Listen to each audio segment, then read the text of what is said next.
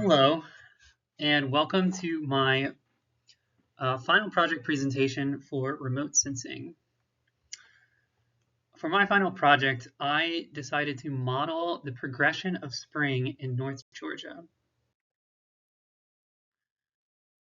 The spring greenup is an annual cycle. This is where deciduous plants, they start to bud, they start to flower, they start to produce these green leaves. And this phenomenon is very dramatic in deciduous forests. We can measure the spring greenup using the Normalized Difference Vegetation Index, or NDVI. This is derived from multispectral satellite images, and I'll explain. Plants absorb almost all visible light. They use this to produce energy they can use. However, they reflect a large proportion of near-infrared light. And because of that contrast, it's very useful to identify green vegetation on Earth's surface, right? If we know the near infrared reflectance and the red infrared reflectance, and we can know the difference, we can use that to calculate NDVI.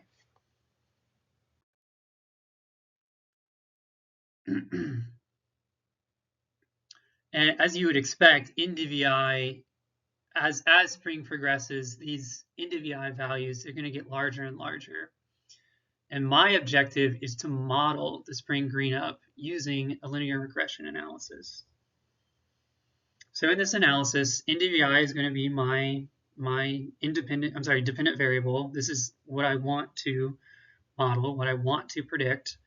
And my independent variables will be time, precipitation, elevation, northing, and easting. And I'm going to constrain my study area to the deciduous forests of North Georgia.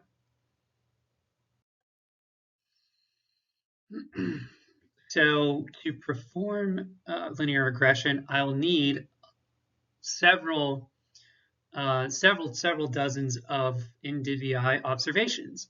And to do that, I will need satellite imagery. This is how I collect these observations. And these images have a number of requirements. They need to have high temporal resolution. So no more than 3 weeks between observations. Otherwise, the spring greenup's not very long. I'm not going to have enough observations if it's not a very high temporal resolution. I'll need NIR in red spectral bands to calculate NDVI. For those reasons, I selected the Landsat 8 Level 1 product from the U.S. Geological Survey. Landsat 8's got 2-week or 16-day temporal resolution, which is great. It's got all the requisite bands. It's got a high spatial resolution at 30 meters, and it's got very good radiometric resolution as well.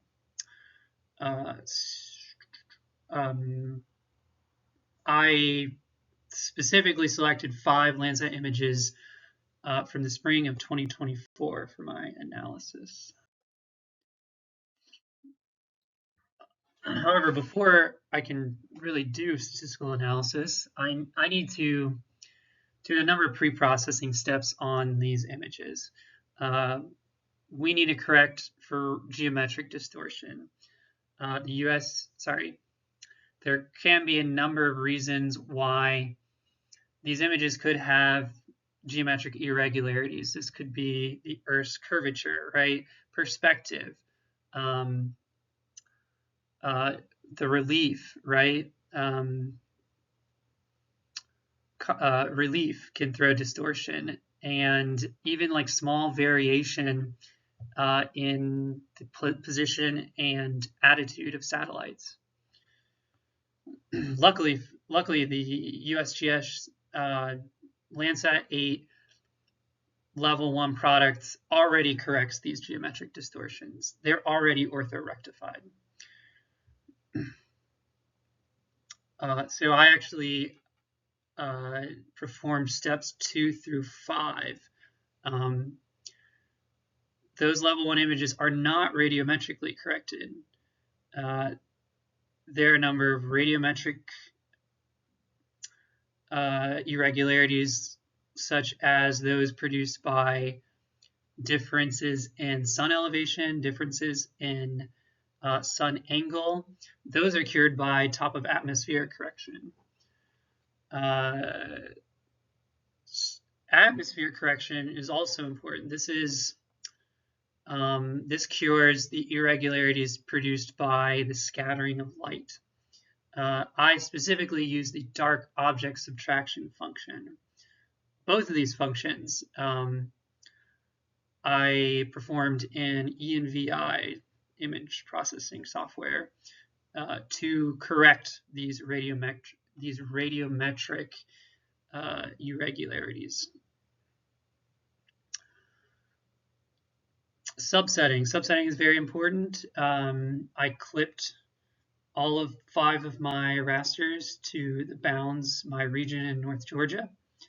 I masked my images, so I removed all those pixels affected by cloud cover and all those pixels outside of the deciduous forest classification.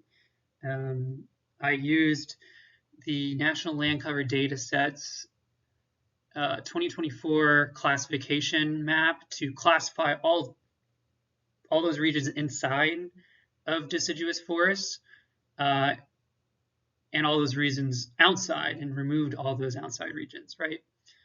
I did this through masking. And finally, I need to calculate ENVI. So I need to take my red reflectance band and my near infrared band, do some raster algebra, and generate my ENVI surface rasters.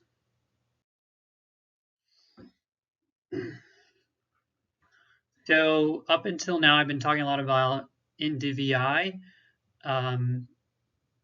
That's my dependent variable. My independent variables are time, elevation, precipitation, and my coordinates. For time, I simply use the day of year as my statistic. So, for example, April 4th, 2024 would be day of year 98. Elevation, I got from a DEM, also from the USGS. Precipitation was a bit trickier. I found a resource called Precip. They provide like these very localized precipitation data. They have a REST API whereby you can input just like a coordinate and like a time range, and it will return cumulative precipitation for that coordinate, which is great, which is what we need. Northing and easting were derived from UTM, Universal Transverse Mercator projection zone 16N.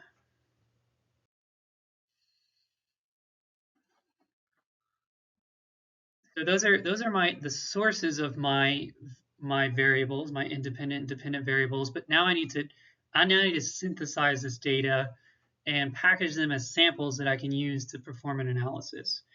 So there's a lot of GIS wizardry here, but I need to generate some random points. I need to extract my NDVI and elevation values and assign them to those points.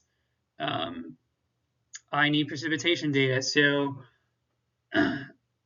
in order to grab that data living behind this API, I created a query to iterate over all my random points, query the API, this Precip API, using coordinates and a date range, and take that return value, precip total, and write it to my random points. Easting and northing were calculated using ArcGIS Pro's calculate geometry tool. And for my day metric, I organized all my points into into 5 different groups, right? One for each observation date, and derived my days that way.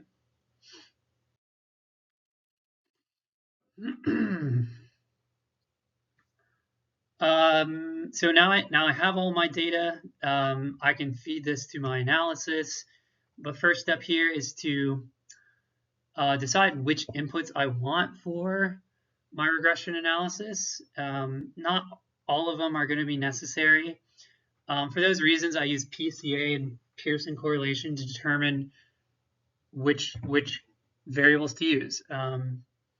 Without getting into too much statistical analysis detail, know that I found 3 components.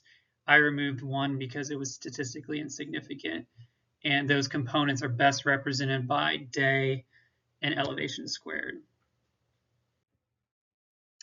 So now that I have my inputs, I can perform my linear regression. And these are the results I came up with. Here is a great looking formula. For NDVI, we can see NDVI is a function of days and elevation squared. We also have an R squared of 0.731. This means that of all the variation in my data set, this formula accounts for approximately 73% of that variation. Finally, I validated these results. I used a cross-validation strategy and came up with an RMSE, or root mean squared error, of 0.08 in DVI and a percent error of 11.9. And I'll talk about that here in 1 second.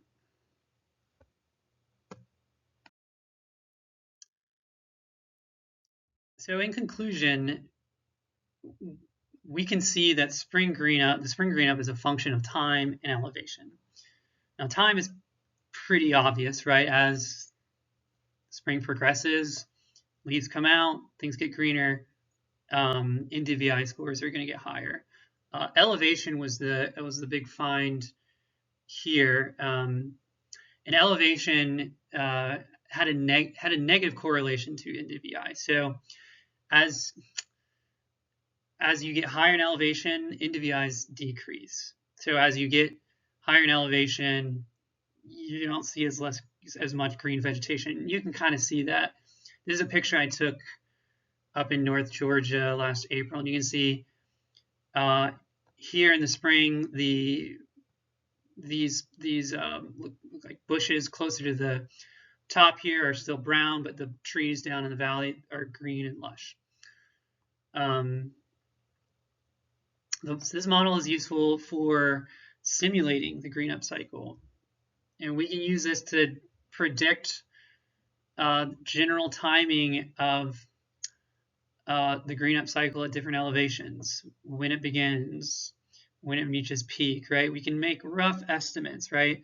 However, we can't rely on this model to really predict NDVI rasters. The 11.9% error is really too high to rely on this model for prediction purposes.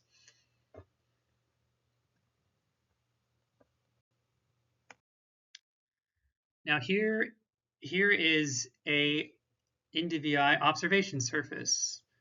I generated 5 of these. This one is April 15th, 2024. And we can see there's lots of variation in the surface here. This is what you would expect from a satellite image. Notice that we have some white splotches here. These actually correspond to higher elevation.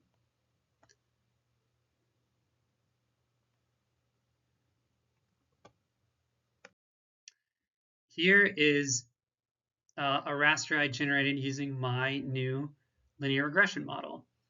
And notice that we still see some of the same white splotches here. And this is a function of elevation, right? Elevation is a function of our model. And we can see that variation here in our raster image.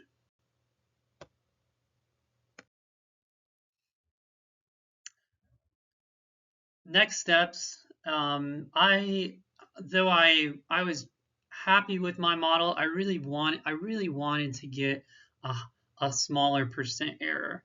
There was, yeah, I was hoping to get a number high enough that we could really rely on this model for prediction purposes. So and to do that, I wanted to add a number of variables to my model. I suspect there were a number of missing variables that contributed to or affected NDVI that I just didn't account for in my analysis. Soil and air nutrients, right? Plants rely on nitrogen in the soil, carbon dioxide in the atmosphere. I discounted those effects in my analysis. Temperature is also, it was not represented, and it was at the same time. Elevation and temperature are very related. I suspect there was the variation we saw around elevation actually a big proportion of that could be attributed to temperature. And I'm interested if temperature is actually a bigger predictor in NDVI than elevation is. Precipitation, I tracked, but I would prefer to. I wish I had used average precipitation in my analysis. I use cumulative precipitation, and it's just so inextricably linked to time that they were always going to be in the same component. It turns out on the day, time is a bigger predictor than cumulative precipitation, but it really masked the precipitation data that I had, which is unfortunate. In a future study, I would rather calculate the average precipitation across the whole green up cycle, and I would do the same for temperature as well. That controls for the progression of time. Finally, I would like to control for plant species. There's as you can imagine, a lot of variation in plant species, and this is known to cause variation in NDVI scores. If there was a way I could isolate a specific plant species or subgroup of plant species, that could be a way to really reduce the amount of variation and make for a better model. So that concludes my presentation. Look for my final report coming up here shortly. I have all my references listed there if you're curious. I appreciate your time, and thanks again.